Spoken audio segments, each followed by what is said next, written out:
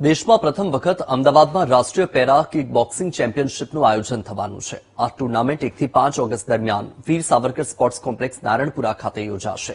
આ ચેમ્પિયનશિપનું આયોજન world association of kick boxing organisation દ્વારા કરવામાં આવ્યું છે. સમગ્ર ટુર્નામેન્ટમાં 1500 થી વધુ ખેલાડીઓ ભાગ લેશે. દેશમાં આ પ્રકારની પેરા કિક બોક્સિંગ ચેમ્પિયનશિપનું આ પહેલું આયોજન છે. ટુર્નામેન્ટ દરમિયાન 200 થી વધુ મેચો રમાશે.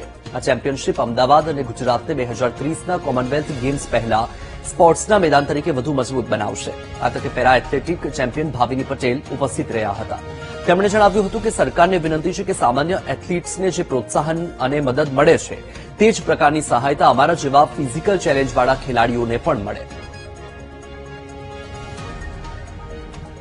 पैरा एथलीट हमारे बीच में हैं.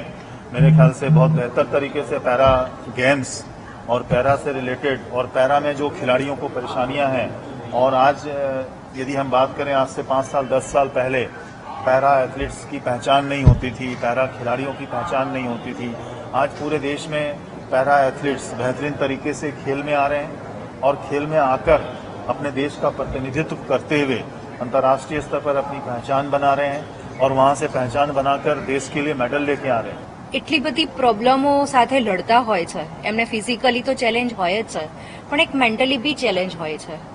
અને એ ચેલેન્જની બહાર નીકળીને પણ એ દેશનું પ્રતિનિધિત્વ કરે છે અને પૂરા વર્લ્ડમાં પોતાના દેશનો ઝંડો લહેરાવે છે.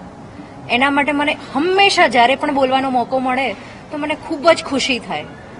અને આજે જે કિક બોક્સિંગ પેરા માટે જે થવાની છે અને એના માટે જે ઇનિશિયેટિવ લેવામાં આવી રહ્યા છે એ ખરેખર જબરદસ્ત છે.